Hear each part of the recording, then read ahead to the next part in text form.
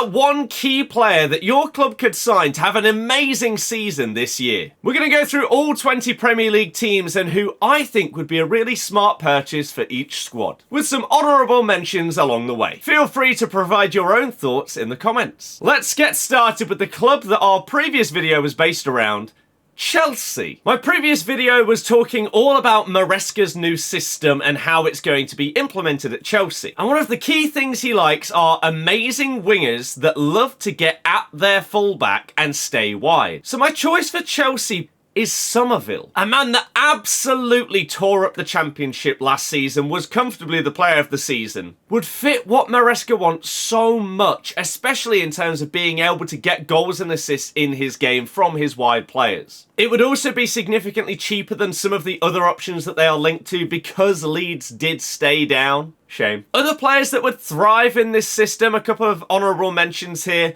Osimhen would obviously be a humongous star signing up front. If they did want a goalkeeper to fit the Enzo way, they could raid us and take Hermansen. I really hope not. And there's massive links with Elise, who would basically be Somerville but on the other side, but also cost a lot more, especially if Man United are sniffing around as well. Let's move on to Ipswich. Newly promoted into the Premier League. Who should they get? This might be trickier than first anticipated, but if they could keep Hutchinson for another season, then that would be absolutely huge. One, because they've kept their manager. That's a big deal. And he was pivotal to his system last year. There are rumours that Chelsea want to actually sell him rather than loan him out again, which would make it harder for Ipswich, but maybe they can find some kind of deal to keep one of their better players from last year. Let's head over to London and West Ham. They've struggled in this position for a fair few years at this point. They need some kind of striker. So I'm going to go with Dovbyk for them. Absolutely decimated La Liga this season with Girona, along with Alex Garcia, who they could also potentially move for as a midfielder. But Dovbyk could finally be that guy that they've needed to link everything up front instead of Antonio and players like this. Keep Bowen on the wing and actually get a striker. He wouldn't cost a crazy amount, and the lure of London is obviously always very big. Let's head up north and go to Newcastle next. The hard part here is knowing who they have to sell this summer to comply with FFP and PSR rules. There are strong rumours that Bruno G is going to be sold, and that is what I'm basing my choice on. And I've gone with Kakare, a young midfielder playing his trade in the French league with very similar playstyle traits to Bruno Guimaraes. Lots of progressive passes forward through the pitch as well as progressive carries mean that he will receive the ball and just drive forward with it. Whether that is creating chances himself or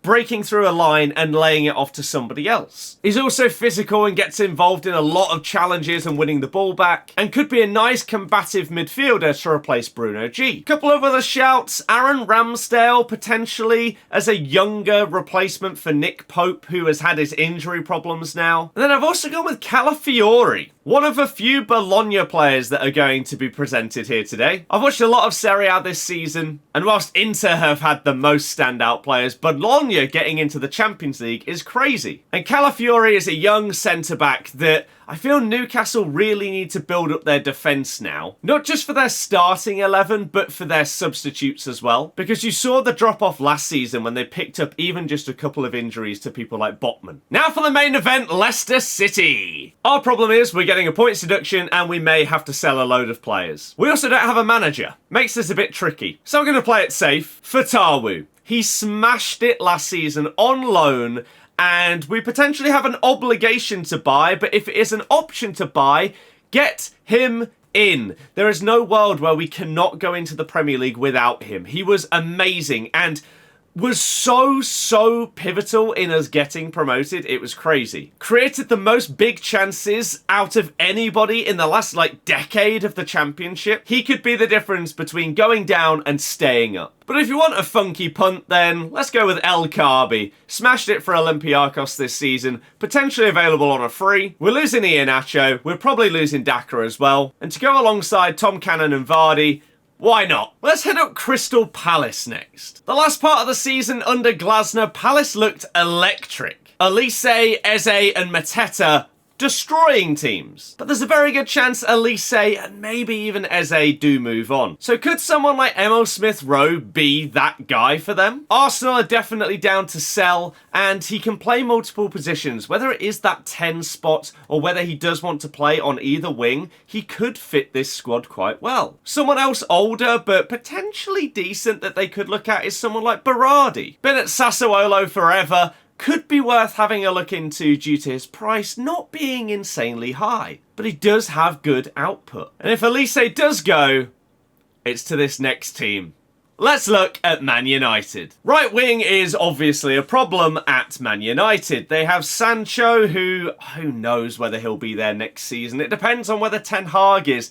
Antony has been one of the biggest flops that we've seen in the Premier League. The less said about Greenwood, the better. And so they could really do with signing that upcoming superstar that has actually proven themselves in a good league. Elise could be that guy. Everybody knows about how good he is, and he would be smashing it if he was joining this Man United team. A winger that can actually beat a man, either go for goal or put a ball into the box, linking up with Bruno Fernandes and Højlund, could be a recipe for success. They could also really do with another centre-back, and so Branthwaite has been heavily be linked with them, and it looks like that deal is probably going to happen. The question is more, not if, but when, and it will be determined by whether they can agree on a valuation. Apparently Man United are looking for 40 million-ish. Everton want close to double that. So we'll see how that goes, but they could also look in the French league and go for someone like Todibo. If you are looking for a centre-back that can play out from the back alongside Lisandro Martinez, he is one of the best that there is right now. His progressive passes and long balls are fantastic, whilst also being good defensively. This would be a cheaper option than Branthwaite, and so maybe they could look into him as well. Let's head to Bournemouth. This is a really hard one for me, for Bournemouth, so I've gone with a bit of a punt here. One of the players from the team I mentioned earlier, Ferguson for Bologna. This is assuming that they keep hold of Dominic Solanke, and they could do with more players behind him to support him. Ferguson's carries and passes into the final third are very impressive and could be really good for link-up play with Big Solanke. Let's go for another hard one, Brighton. They don't currently have a manager, which makes this harder. But what if they go big? Pascal Gross is getting on, but he's so incredibly versatile. What if they could get a young player similar? Leeds failed to get promoted, and so Archie Gray is going to be looked at by a lot of teams. Now, Leeds could put a massive valuation on him, but in reality, probably won't be able to sell him for as much as they would like due to having to sell players after not getting promoted. So if somebody like Brighton up and around the European places can come and look at Gray, I feel like that could be a very good pickup. And I'd love to see how well he'd do in a different team in the Premier League. Fulham are up next. They like a decent physical striker, don't they? They obviously went from Mitrovic smashing it for them for a few years. Now they've got Raul Jimenez in there, who's finally started to find some form post that horrific head injury that he had. But we're already raiding half their team anyway. Let's go back to Bologna. And why not target someone like Xerxes up front? You want that physical presence in your goal scorer, but you want someone younger that you have the ability to try and grow and improve in a couple of years. AC Milan are currently looking at him, so there's potentially just stay in Italy, but why not throw a cheeky bid in? Speaking of, let's go to Wolves. And in a similar vein, why not try and get someone like Broja from Chelsea? He is clearly not their guy. He's had a couple of loans, and it just doesn't seem like Chelsea is going to be his final destination where he finally lands at a club. And with the many links away to Mateus Cunha and Pedro Neto, you are going to need some more firepower up front. So try and get Broja for a cheap enough deal, and that could really help them next season. Southampton are up next, and we're raiding the Championship for this one because they're going to need someone other than Adam Armstrong to try and get them some goals. He is phenomenal. Previously in the Premier League, though, it didn't really work out for him. So let's add Jack Clarke into the mix. From Sunderland, very, very impressive winger who is on the younger side of things and is a nice direct attacking player. Sometimes you just need that younger player that desperately wants to prove themselves in attack, running at their fullback, beating a man, cutting in, curling it top bins. And so it could be a shrewd signing for Southampton to try and keep them in the Premier League. Next up is Aston Villa. Emery absolutely smashed it with Villa last season, getting into the Champions League. And so, how do you improve on that? I think we look at an experienced right back that is both good at defending but also at getting forward to help out with the attack. With overlapping with Diaby, Leon Bailey, whoever's out on that side. I think two options you could go for, depending on what age profile the club is looking for. Di Lorenzo from Napoli, who had a horrible season last year, dropping down from their previous title win. Probably wouldn't cost you a crazy amount because he is getting towards 30. Or Denzel Dumfries, also in the Serie A. Both would offer you slightly different forms of athleticism as well as attacking input, and would mean you actually have an out-and-out right back playing that position week in, week out. Let's look at Arsenal. They need a striker. Let's look at Gyökeres. Was decimating teams left, right and centre in Portugal last season, after having a fantastic year in the Championship with Coventry the season prior. I was personally surprised with that record that he didn't actually get picked up by a lower half Premier League team, but they took the punt over in Portugal, and my goodness has it paid off. He would cost quite a bit, but he could be that elite bagsman that you have been lacking up front to really, really push that team to turn them from so close to getting over the line and finishing top of the league. Speaking of, they are also heavily linked right now with Sesko. Another good option, but he is linked with multiple Premier League teams. I think another incredible signing they could make is if they somehow pulled off someone like Frankie de Jong in midfield.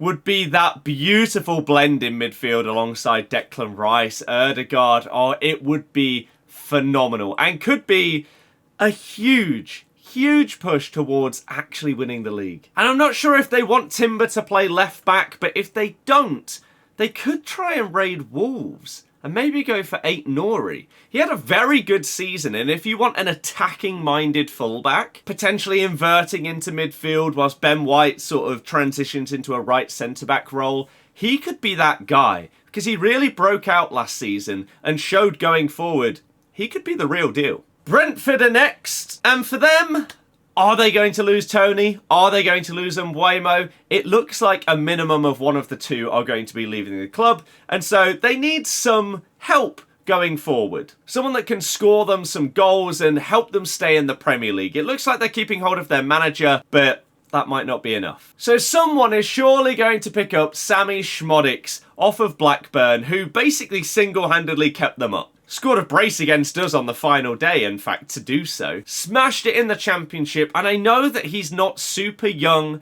He's not had a crazy track record of scoring 20 plus every season. But if you're looking for a cheap-ish player compared to the likes of what you're selling, he could be a really nice pickup along with some other players dotted around to help chip in with the goals that you might be losing. Nottingham Forest reportedly have to sell in order to not break PSR. So do they actually need to sign anyone, or do they just need to try and keep certain players? Gibbs White and Murillo are two of their most key players that if they lost would be very detrimental and could see them go down. So that could be the focus for them this summer. They are, however, very heavily linked with Florentino Luis, and it looks like that deal is potentially happening.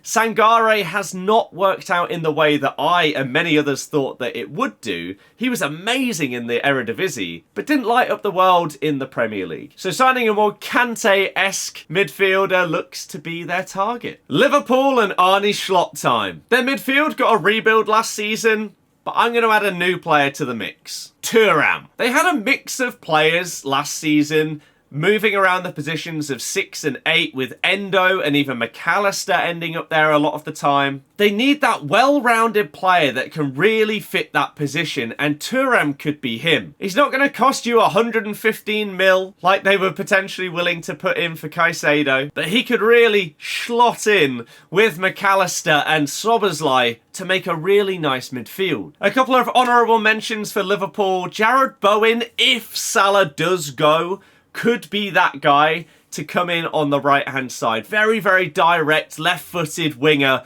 that potentially is just not the guy that's going to be whipping in crosses all the time, but wants to be on the ball, driving at a defence. If they did, however, want to spend big and go for an out-and-out striker, because Núñez might not be that guy. They could go for someone like Luis Openda. He's going to cost a lot, but sometimes for a great striker to be the difference between finishing third and potentially winning the league, you have to spend that money. And a final suggestion for Liverpool is someone like Joshua Kimmich. No longer seen as irreplaceable at Bayern Munich. He is being touted as maybe going to someone like Barcelona, but you could get him for a very decent price, and Kimmich is fantastic. He also has the versatility of being able to play in midfield or at right back, so if the Trent situation still isn't resolved and we don't know whether he's going to be there or in midfield, you could swap them around, and it could really, really work. Everton! They need a striker, don't they? They are linked with a player that nearly went to them, and after smashing it in the Serie A last season for Salernitana, Dia. And someone like this could be exactly what they need. Dyche has got them pretty solid, but their forwards just haven't been good enough. Calvert-Lewin, everyone says if he stays fit, then he'll smash it. It really doesn't seem like it.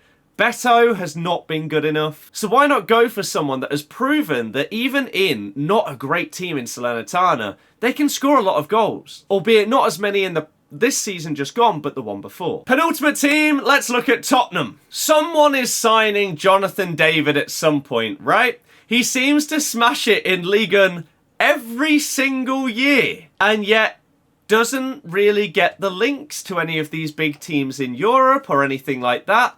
Does that mean that someone like Tottenham could sneak in and get him for a decent price? Maybe. It looks like they are extending Werner's loan for another season. Son is half winger, half striker at this point. Brennan Johnson, Kulusevski. These players can sort of go anywhere across the front three. So maybe, just maybe, they go out and get that out-and-out striker as a proper Kane replacement. He's still young enough that he could be there for a long time. I think it'd be a good one. And finally, Manchester City. How do you move on from winning the Premier League for the 4th year in a row? You sign an absolute superstar to replace Kevin De Bruyne when he goes to Saudi. Jamal Musiala. Absolute baller. So sad as he could have represented England as well. But he's absolutely phenomenal. He could potentially be what Thomas Muller has been to Bayern for the last decade. Just their guy. Their superstar that stays loyal to them. But why not? Why not give it a go? Am I partially saying this just because I would love to see him in the Premier League and Man City are probably the only team that could go and get him? Yes. Does that mean that there's no chance of it happening? No. But some other players that Man City could go and pick up, I mentioned him for Arsenal. Aït-Nouri could also potentially look and fit in at Man City just because of how attacking he is. I know that Gvardiol has sort of now made that left-back spot his as he moves forward from that position. But if you wanted him to also be able to play centre-back and have a left-back that basically turns into a winger, basically what you used to have in that small period of time where Mendy was unbelievable for them, he could be good. Another youngster that has been really, really hyped up in Europe that could be available on a loan ahead of a permanent signing is Xavi Simons. They still don't have that right side fully sorted out, do they? After losing Riyad Mahrez and now Cole Palmer, it turns out, maybe they could pick him up. And the last one is what I mentioned earlier. Bruno G is heavily linked with Man City, and if Newcastle are forced to sell, this seems the most likely destination. Kovacic hasn't lit up the world, and neither has Matheus Nunes from Wolves. Especially after the comments that Pep made about him, it's disappointing. He could slot into that midfield just ahead of Rodri so easily. But there we have it. There is at least one player that each team needs to sign ahead of the new season in order to have a great year. Do you agree? Do you disagree? Let me know your thoughts and your suggestions for other players that maybe I missed in the comments down below. And if you enjoy this and want to see more, make sure you subscribe. Thank you so much for the support on the previous video. I'll see you guys in the next one. Bye-bye.